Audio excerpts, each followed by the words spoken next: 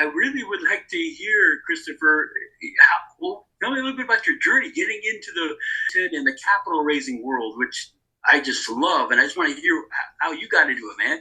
Certainly. I actually started off building decentralized funds about 3 years ago because I didn't know anything about fund building. I didn't even know that a regular person could go out and build a fund to go out and do their deals. I didn't know the legalities of that. I'm not one of the people that grew up on the certain sides of the track to where that knowledge is privy. That's it. Wrong side of the education track, wrong side of the social track, wrong side of the financial track. That's all there was to it.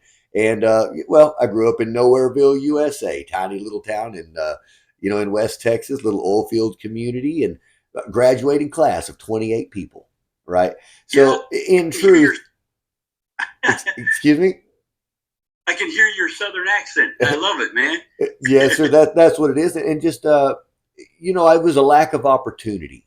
When I lived there, I thought I had experienced everything there was to experience. I thought that I knew the way the world worked, and fortunately, I left there when I was still 17, 18 years old, and realized what the larger world had to offer and to teach. But really, that's what it was. I just it was a lack of education, and a lack of knowledge, and being a lack of exposure, just not coming from an atmosphere where those things are talked about or even known about in truth. So for me, I was always just a business builder my entire life. I was an entrepreneur at 17 years old. I opened my first legitimate legal business, building electric guitars in my parents' backyard. Sure did. Yes, yes, yeah. Oh, I play just about everything. Nothing wonderful, but I do play quite a bit. So Because I'm a guitarist too. Yeah, I'm in the music. My real background, well, I'll explain when I get to it. Keep going. Really interesting. oh well, thank you, thank you. Anyhow, here about 3 years ago, I was in a situation in life, and I'll let you listen to some other interviews to hear that. But I was in a situation in life to where I really just needed to figure out how to get to that next step forward. And I knew that I didn't have the money to do it, didn't have the people to do it, didn't have the anything, didn't even have the connections or the know-how really. Um, and lo and behold, it was at the beginning of the pandemic when all of this was started kind of going on. And I start kind of learning about this into 2019, first to 2020, and I start diving into cryptocurrency, diving into decentralized organizations, diving into that type of field. And I found that there were structures that you could use that work for people, like me to do what we're trying to do. And that's what I did. I actually built a decentralized fund, an organization. It's a club, and that's where, we are both members of. Well, actually, I don't think you are yet. Anyway, the Rich Wolf Club. Yeah, the Rich Wolf Club. And what we are is just a group of people from all over the world who came together to put together a real private equity organization to go buy and build real businesses, buy and Wow. sell and all of that. So that happened to work. Now we didn't get as funded as we needed to get funded. It just didn't happen. I wasn't the great NFT marketer. Wasn't wonderful at the crypto space. I was brand new in Web3. Had no idea. I'm 40 years old. It was it was something new to me. It was something new to me at the time. And so anyway, needless to say, we made enough money that we were able to go from the decentralized world to do all the formation and the entity creation, bank accounts setting up, doing all the things we need to do in the centralized world to take it there and move our organization in that way. So now we are on the track of launching centralized funds to go about and do the same thing. I personally, over the last, well, let's see, I guess 4 years now, I have built, bought, and sold right around 30 businesses. And right, and currently Wow. under my own management, right around 12. Now, at that time when I started, I said 4 years ago. It's 4 years ago on December the 27th. Excuse me, December 27th, 2019. Wow. So Four December years. 27th, it'll be 4 years this year, and that was jobless, homeless, penniless. That's amazing, bro. So That is wow. thank you. Keep Now, going. Going. This is amazing. well, as far as Bridger comes, that was about a year or so into my kind of journey into funds. I was trying to find ways to move to a legitimacy, a different level of legitimacy. At that time, you were hearing all the bad actors over in the crypto space, in the decentralized space. Everybody's rugging their projects, robbing people left and right. And that's something that we really wanted to make sure that we gave some sort of stability, some sort of security to the people who had stuck with us. So we went ahead and launched an actual centralized company. We're a real licensed LLC in Texas, now. So we have our You're members that still are. there, right? Oh You're yeah, still there. here, San Antonio, Texas, still rocking and rolling, still doing it. We're just I love centralized now. We don't sell crypto anymore. Now that doesn't mean that we won't. We have talked about a fund coming up soon that we may take. Well, we're looking at $1 million raise with 100 units, and we're talking about taking between 1 and 10 of those units and reserving them for cryptocurrency. So Interesting. Right. Well, it would allow people, because what we're doing is a $10,000 buy-in. So $10,000, times 100, you're looking at your million. But if you take out 100,000 of that, right, and allow regular average Joe to get in that can't spend 10,000, but they can buy in crypto. They can buy in the increments of those tokens. The beauty is each one of those units is a 10,000 piece collection, right? So 10,000 coins, 10,000 tokens, and each one of them are $1 a piece. So somebody, average Joe, can go in there and get $20 here, $20 there, $100 there, 200, 300, whatever they can afford, dollar cost average, and slowly accumulate more and more ownership of a single unit. Wow, what a brilliant model! I mean, did you come up with that? I Yeah, mean, yes, sir. come up with the whole. I think that the crypto angle is brilliant. Sure. Well, and to make it legal and legit, what we're doing is a Reg CF filing. So we're still under, crowdfunding. You can raise, quite a bit without Sure. having to worry about anything. And as long as they're not putting in, over $107,000 individually, they don't even really have to KYC. So now we Wow. are requiring it. That's just part of the deal. Like when they come into our deal, they automatically fill out a partnership agreement. They do the whole scan my face, take a picture, all that kind of jazz, because we want to ensure that we are dealing with the right people just for our own safety. I mean, our lawyers tell us to do Absolutely. it. That's what it is, even though it's not all the way necessary. They may make it that way one day, and I don't want to be caught with my pants down. Let me ask something: is the CF? Is there a cap on non-accredited, or is it kind of like Cardone's, No, Grant Cardone's? no, the crowdfunding, no, they can be non accredited. Now it depends on how much money they put in. They can only put in certain percentages of their income.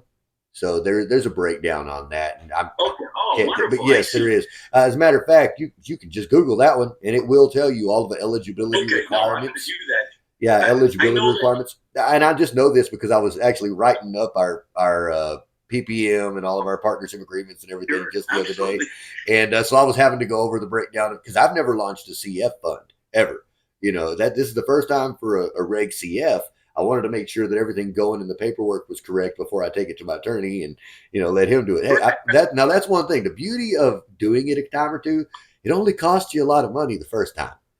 The first time you go out there and pay for all of your documents, do all Absolutely. that kind of stuff, learn how it goes. After that, you're kind of templatized and you're pretty good. You can kind of move around.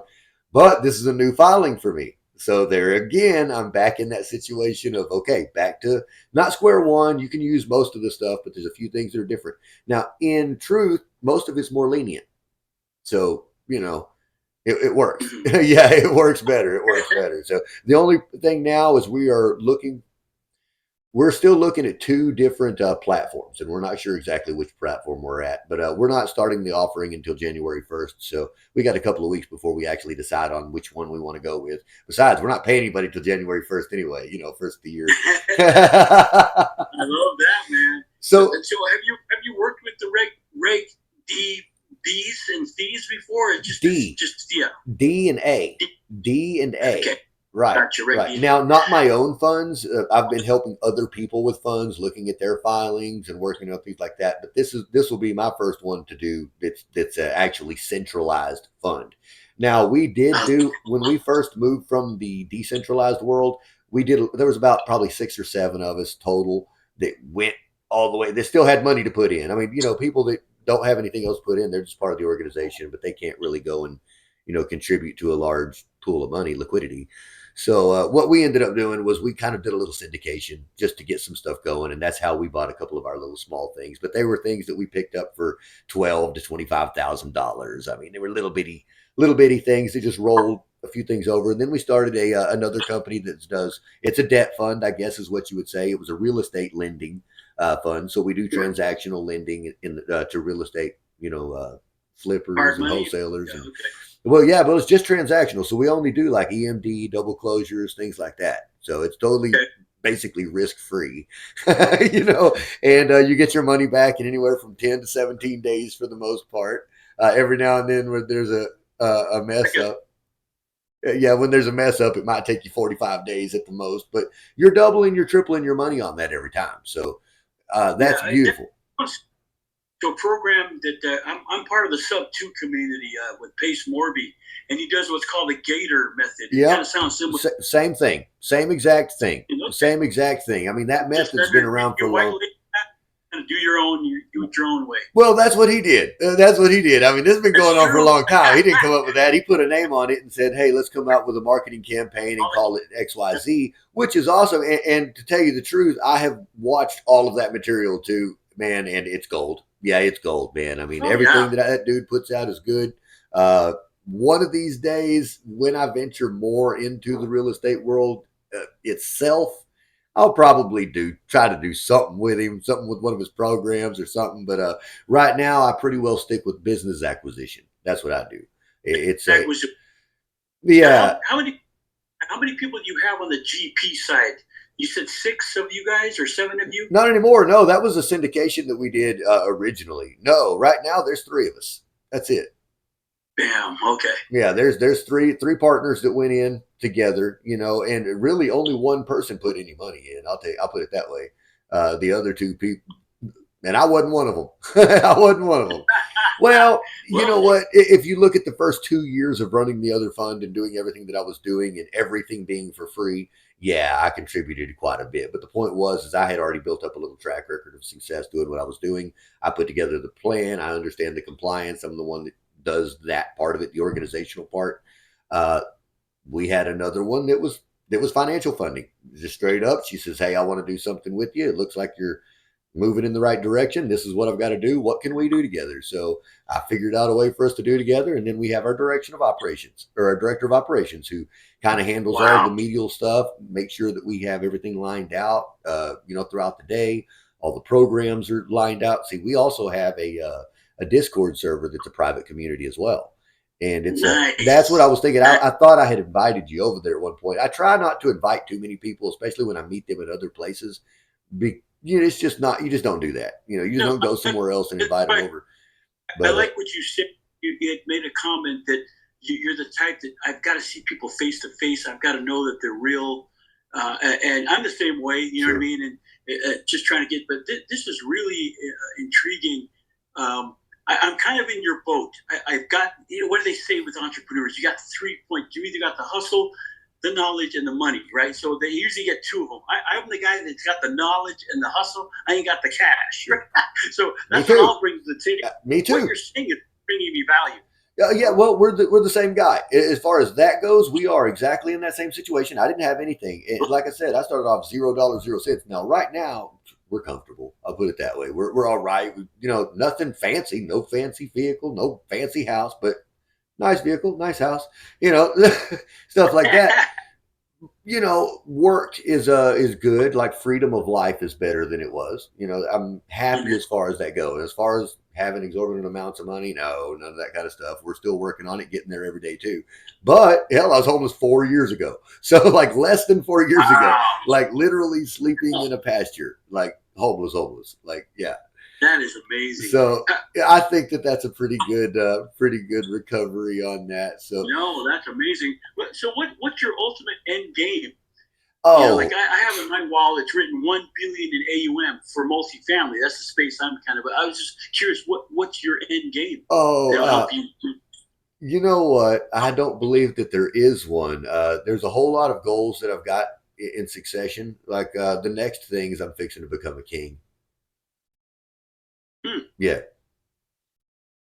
wow. Yeah, I know. I mean, look, I'm not crazy. Look, I know that was the first thing going No, through your brain is this that's dude's great. nuts. As a matter of fact, if you go through my YouTube videos, you'll see a couple of videos from last year, that 2022, that I posted, how to become a king in 2022, and it's real deal stuff. It's starting a nonprofit, bringing up, raising funding for your people, your community, the people that you support, whatever group it is that you're building that, organization to support, and so in other words, you have come up with a cause, you have built a community and a following that support you and your Kind of like a cause. kingdom, and you're the king of It's that exactly kingdom. what it And I'm is. a, yeah, Pace Morby is the king of stuff too. You're right. Right. Peter Jetty, king Right. of the multi family, Bridger Pennington, all these King, guys. yeah, King of Fun I like Building. that.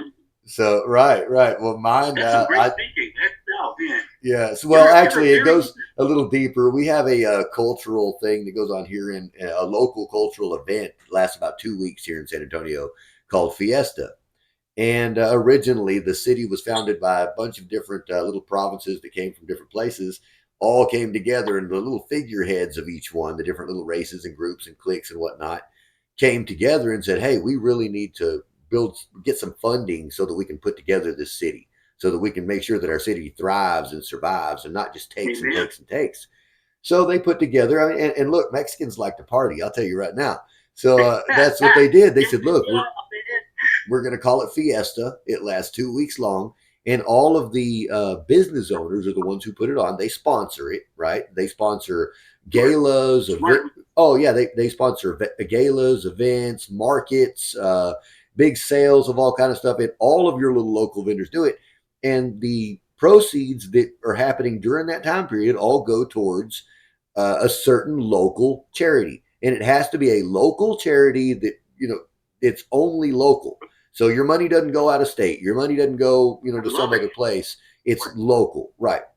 Anyhow, it's lasted 200 and something years since they've had this, this deal, and it's progressed and done all this stuff. And there's actually a hierarchy. There's two different hierarchy. You've got King Antonio, which is the king of San Antonio, and he was the Spaniard king from back in the 1800s when they would do Oh, the get out of parades. here. Yeah. And so every year they would pass this down to the next guy, and he would be King Antonio, the 57th or whatever it is. And every year they would name a new King Antonio. He was the head guy that did it. Well, after a while, the common folks start looking around and realizing that most of them are brown and 5'9". They're not 6 foot something and white like that guy. So they say, "Hey, we need to come up with our own king," right?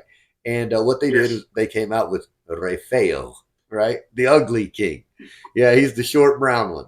And the point is they came out with a group called the Rafael Foundation, which is an organization that puts together funding for a children's scholarship. It's just a college scholarship that goes to a couple of lucky kids, local kids, and that's how they fund it, is through that organization.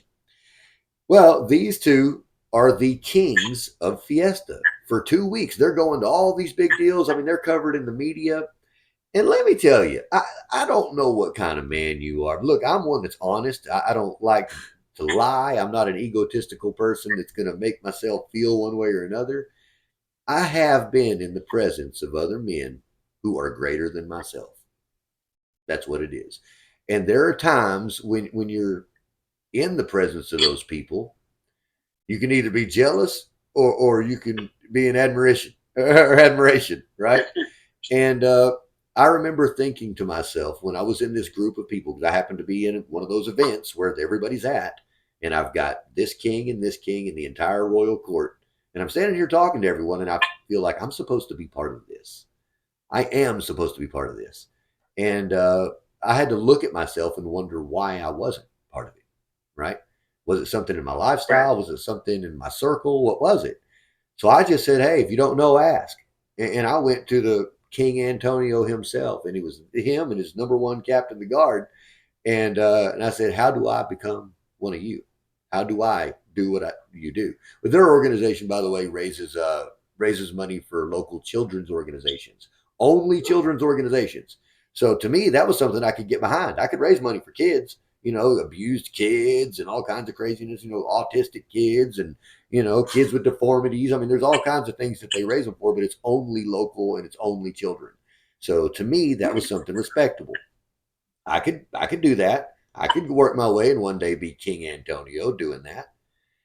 Wow. Yeah, well, they said, well, you got to be a certain age. I said, okay, I didn't fit there. And they said, well, you kind of got to know somebody. And I said, well, I kind of don't. And they said, you kind of got to be invited. I'm like, okay, well, what? Point was, is you don't fit the bill, dude. That's what they were telling me. So, yeah. Anyway, so I said, okay, well, let's look at this other organization. I'm 5'9" and brown. Maybe I fit over there. So I go looking at this group. Well, look, what they raise money for is for college education. Man, I didn't go to college, and I don't care about college. I don't even tell my kids to go to college, and I make more damn money than anybody I know that went to college. Straight up. I mean, I hate saying it like that, and I'm not trying to be any kind of way, but when you learn to acquire positive cash flowing assets, you learn more than what some professor is going to teach you to go make by the hour or by the salary for somebody else. That's just, that's all there is to it. And if they knew that, they'd be doing it. That's why they're teaching what they're teaching, because they didn't know that. Wow, exactly. Right. I'm with you with that, man. Yeah, the entrepreneur mindset. Wow. Sure. And that's something to say about education and furthering education. I don't knock it. Everybody has a path that they need to go down, right? And for some things, you need college. I mean, and sometimes it's not even the education, it's the experience. Sometimes it's the life that you need to go through that. I've seen That's people your that, school. sure. And I've seen people that wouldn't have turned out the way they did in life had they not gone to college, right? At the same time, I know that since I've been an adult, I decided I was going to go back and see what college was about. And I realized real quick that it wasn't for me. Didn't need it. Wasted my damn time.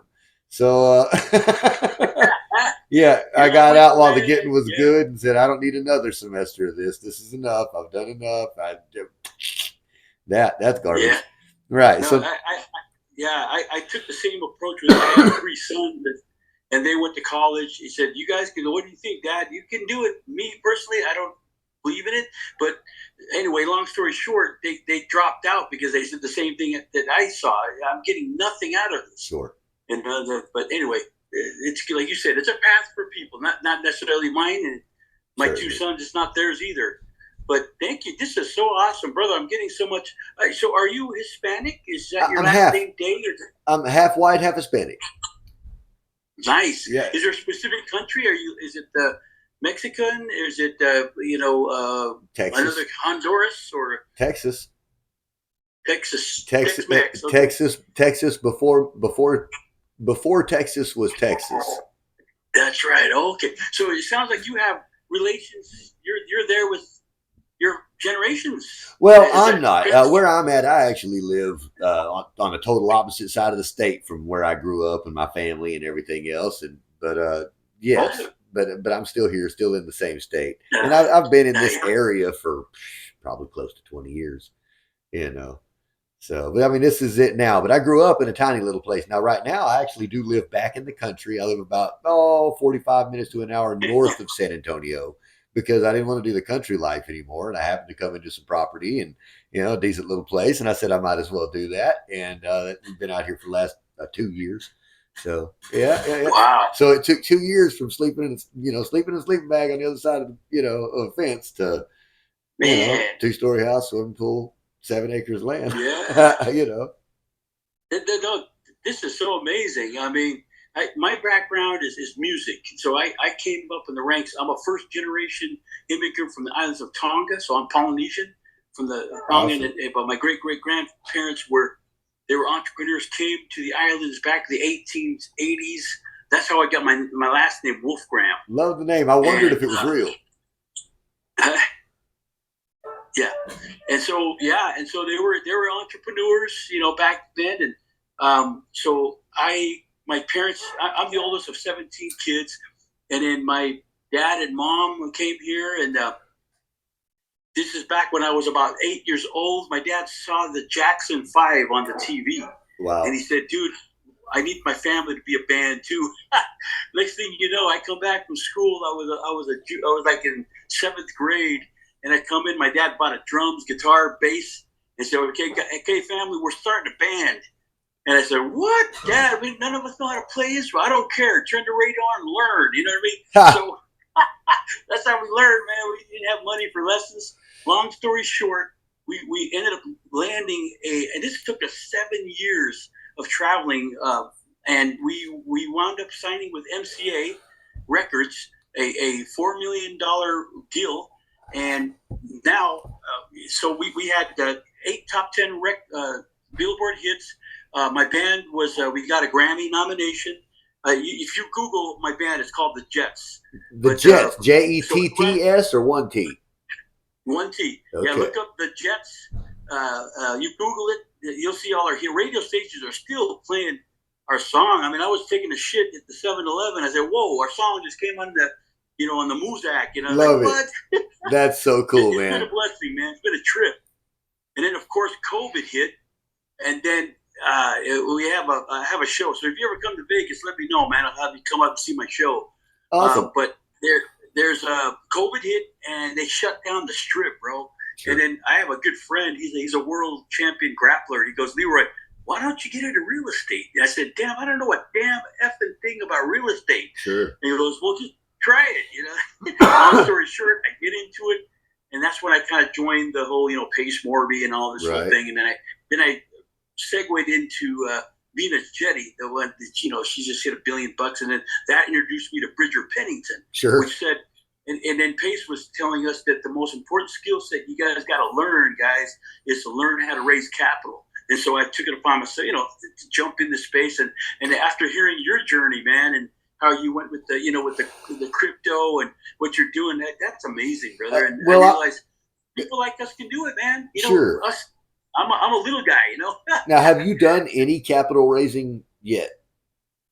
This is just my first time. So there is a company that out here I'm connected with. This guy's name, Mike Ballard. If you look him up, it's the Camino Verde Group. They have hundreds of millions of dollars of property. He's been in the game for 30 years. He's actually the co-founder of it's the multifamily software, accounting software. He's one of the co-founders who created that. And so I became good buddies with him out here. And so I asked him, "Hey, is there any way I can grow some balls? I mean, grow some wings, help me out, bro." And so, yeah, why don't you do this? So I am raising capital. It's a 25,000 entry. It's a property out in Ephraim, Utah. That's 56 BFR. So I'm trying to get that. And so it's been my first run. So that's kind of wanted to connect with you and kind of pick your brain and see if you had some tips or things that you can maybe help me out. I don't know. I'll tell you. It's about talking with people and being a musician. I know how to talk to a crowd of 10,000 people. That's easy for me. But I'd like to know what you do, man, and how you segue and pivot and talk to people, bro. I tell you, it's that I talk to people on multiple platforms, and I do it all the time. Really, that's all it is. I mean, already you've probably already been getting my emails. You're probably not getting my text messages yet. I like people to actually opt in. Okay, are you? Is it a podcast that you have going? Well, actually, what I do is I use these conversations to kind of turn that into it. That way, it's recorded, and I get to take out all the junk, and you don't ever sound stupid. That's why I say that when I send out my newsletter and I tell you, "Hey, if you want to be on here, sign up for this," which you did. You signed up for it and said, "Hey, let's talk about." Anyway. That's how I do it. Is I keep contact with everybody. I try to set up with people. Now another thing is you've got to. I say you have to. I don't guess you really have to. If you've got the circle of people out there that you can find that have money, you probably don't need to do this. I personally don't, and I live in a place that's 30 miles away from the city, and I don't want to spend all day trying to hobnob. Right. So what I do. Yeah. Is come home about noon, from the day work, whatever the heck I want to do that day. And which, by the way, we own a toy distribution company. So generally I do that till about noon or 2 and then come home. So anyhow, after that, it's time to write emails. It's time to make phone calls. It's time to have conversations like this and build a network of people. I mean, that's why you join organizations. So we do things like that. Exactly. Dude, I'm telling you, I'm really impressed. I love what you're doing, and I see now what you're doing, because this one-on-one. Not only did you gain, I'm now your friend, and vice versa. I know you, and I can trust that you can at least know me. Sure. And I love it. I think, man, this. So right now, I'm experiencing your. Oh, what happened? Style of networking during your story. Wow. Sure. Well, and not just that. Wow. This is. Yeah, not just that. And I think my connection's a little spotty at the moment. Give me half a second. I think my Huh? connection's a little wonky. But wolfoffunds.com, I just launched it like a couple of days ago. But kind of like you, I'm just out here networking, just Yeah. meeting people like yourself and learning from you and your experience. So I thank you for sharing what you shared. That's very Certainly. interesting. Have you already done the filing? You said you just launched. Have you done the filing, or did you just launch a website, or what part of launching have you done?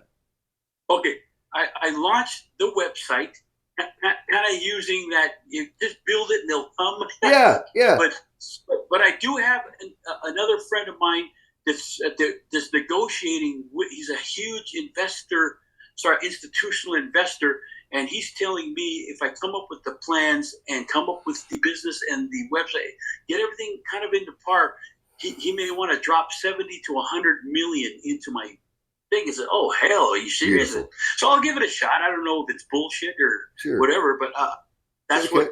But I'm not going to stop. Just like anything, I'm an entrepreneur. I'm going to keep going. Right. You just caught me at the beginning of my journey. No, that's And good. But I tell you what, before I get you to tell me about your journey, because I actually want to hear your story, I want to hear about you and everything else, so that I can get a good clip of it and everything. What out? Shit, hang on. Good Lord, I lost my train of thought. What were you just saying, so that I can get back to my train of thought? oh no, I was just going to share with you. One of the people that's been kind of key in mentoring me in multifamily has been my cousin.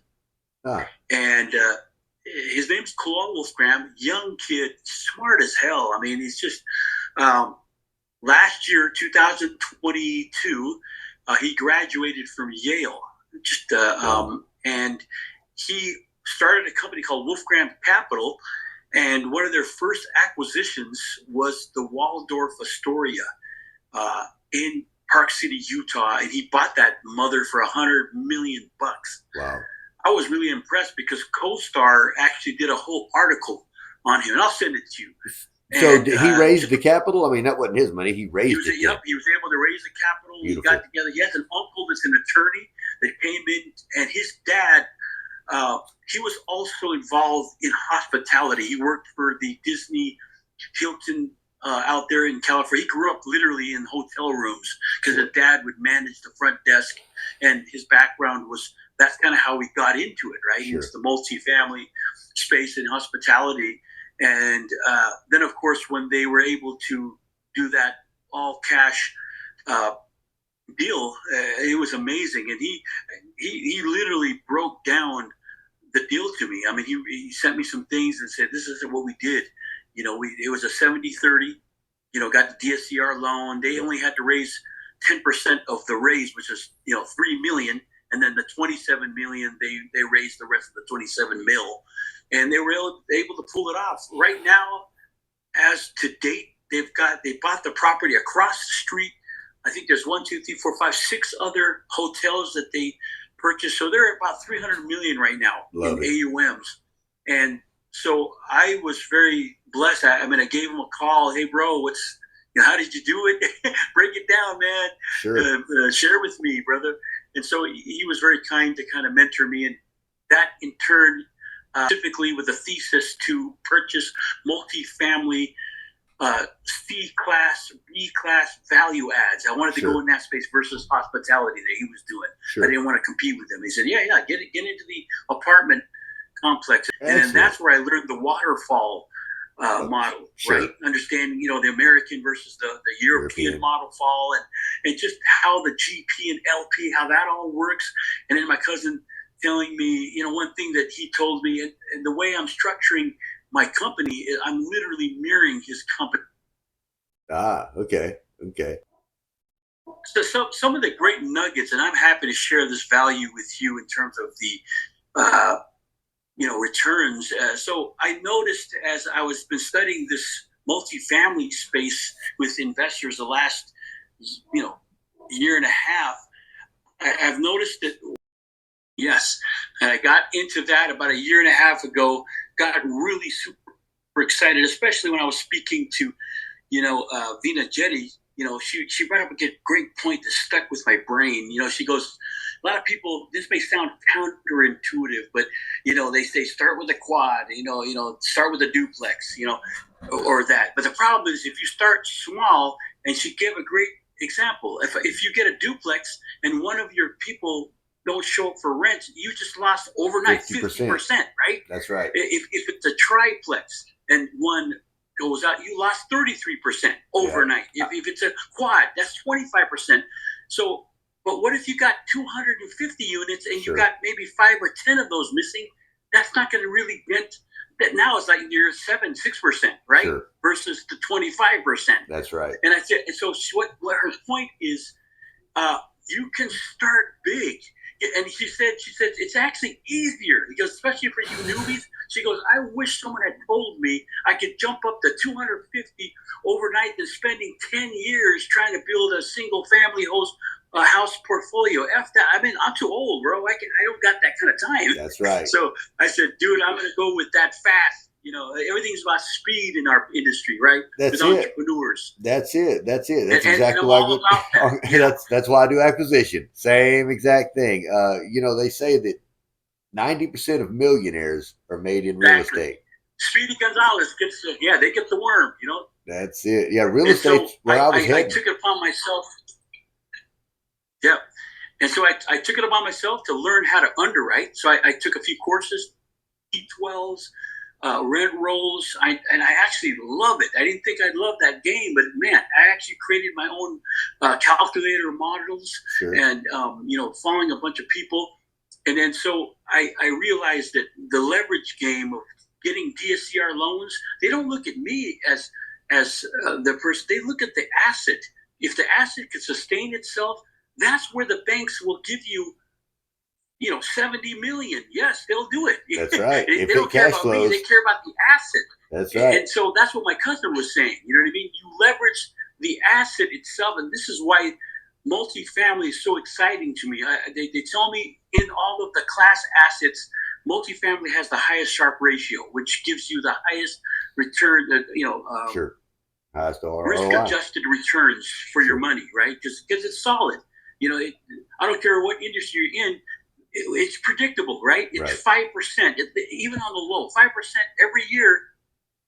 Real estate appreciates, regardless. Sure. Whether there's the interest rate fiasco and all that stuff. But it's definitely something that's always going to be there, and that's why I'm excited and why I've chosen that area. And specifically, I'm in the Nevada, Las Vegas, and Texas area. My cousin that I'm talking about, he lives in Houston.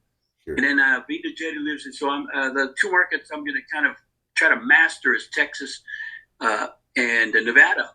So that's kind of been my deal. I started Wolf of Funds about 4 months ago, and then just getting all my ducks in a row. And I've got a few institutional people I'm talking to that likes the thesis of what I'm going for. Sure. They're Class B, Class C plus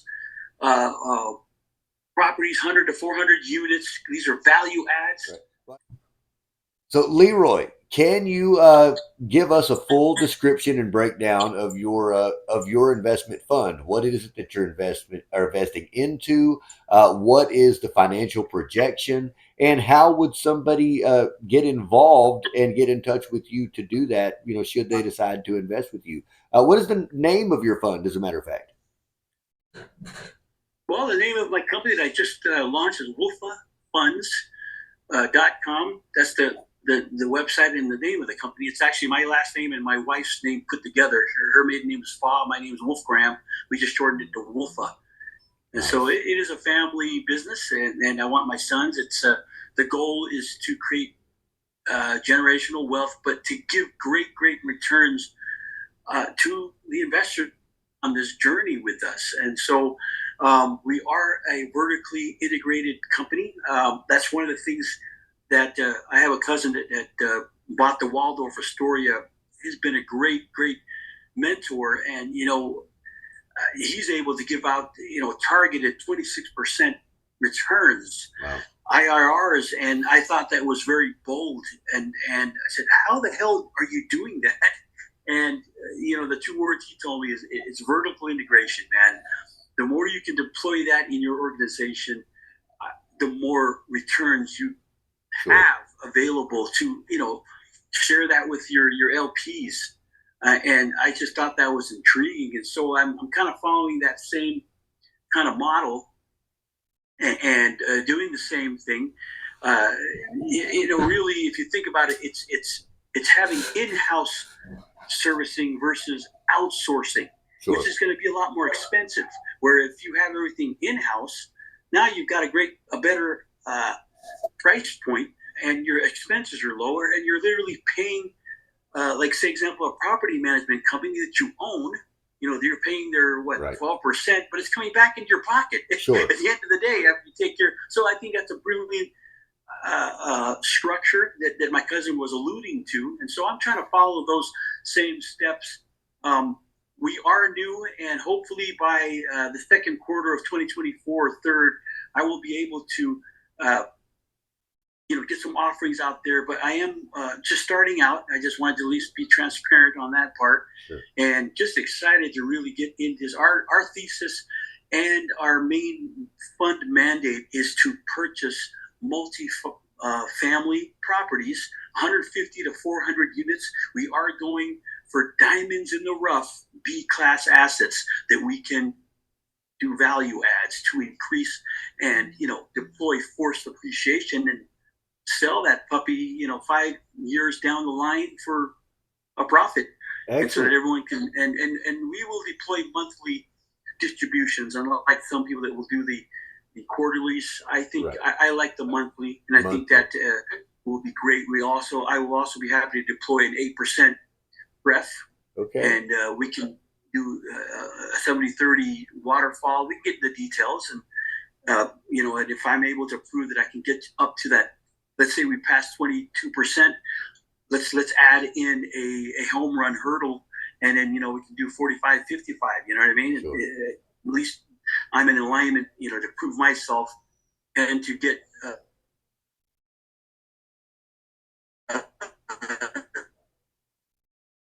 arch. Right. I want to make sure everything's fair and square. Right. Well, that sounds great. That sounds great. Now, what is the minimum investment per unit, or how many units are you selling? What is the total raise? Can you tell me those things? Right. So we've got a 15 million that we're looking at. The raise.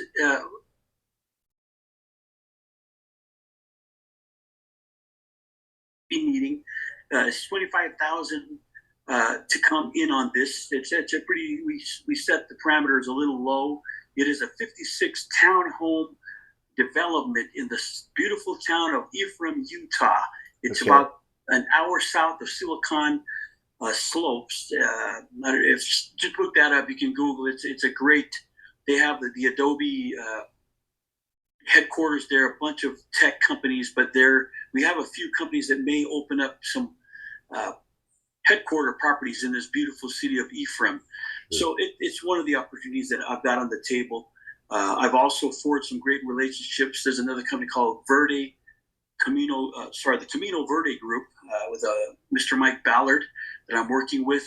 And yeah, I would just love to kind of keep in touch. And people like you, Christopher, it's so wonderful to meet you. No, that sounds like a really good deal. So you said you've got your website launched now, and now it's just a matter of getting people drawn in, getting some committals, soft committals, and going further. Have you got your paperwork put together for those types of things? Have you got your PPM? I'm still working on that as of today's recording. I am still. This is, of course, we're at the December 18th today, sure. and so I'm hoping that so by second or third quarter is kind of what I'm targeting. Good stuff, man. Before we go, I would like to know, first of all, what can I do to help you on your journey? Or what could someone else out there that might be watching, what could they do to help you, further your journey right now? Oh, well, I would love to, take a look at my website. I'm not here to try to sell anything. I'm actually giving opportunity, sure, versus selling something. You know what I mean? I think I changed my mindset that's really what I'm here. I'm an opportunity giver, sure, of things that are in the multifamily space what I want for people to know is they can be part of these billion-dollar deals, not realizing, you don't have to have that much money. Right. You really can be a part of these. And then probably a lot of people are just oblivious to that point.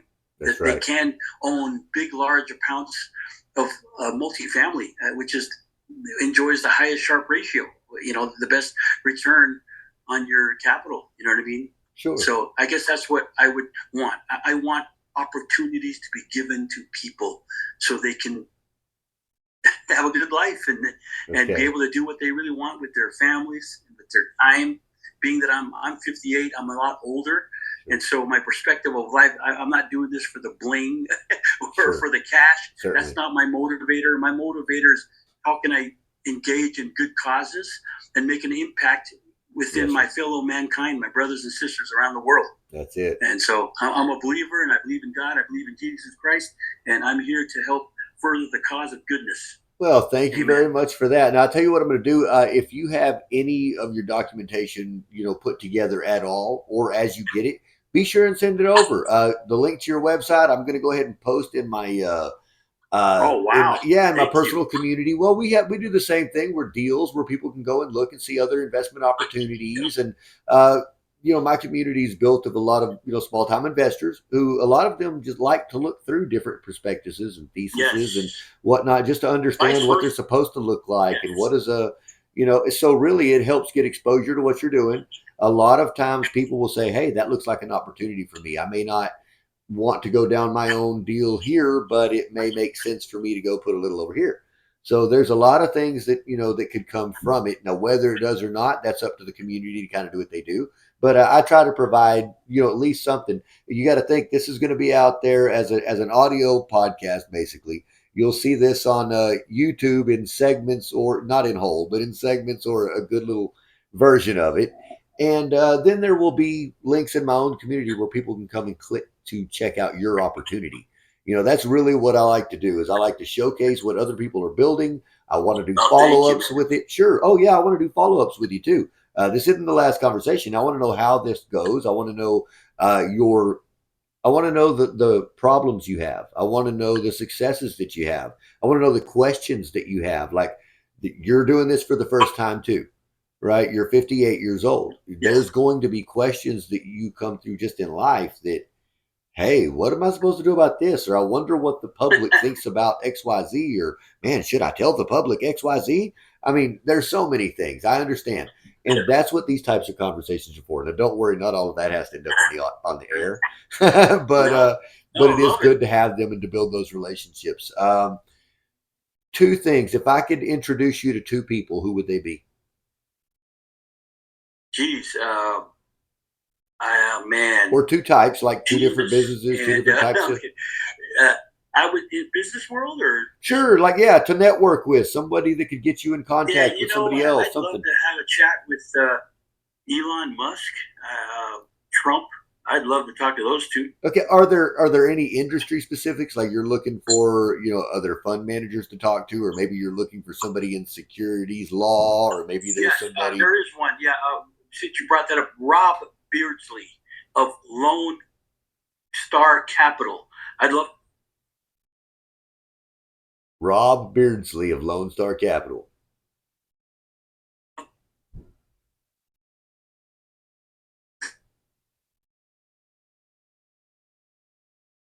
Well, it looks like this. Hey, it looks like my signal is killing it again.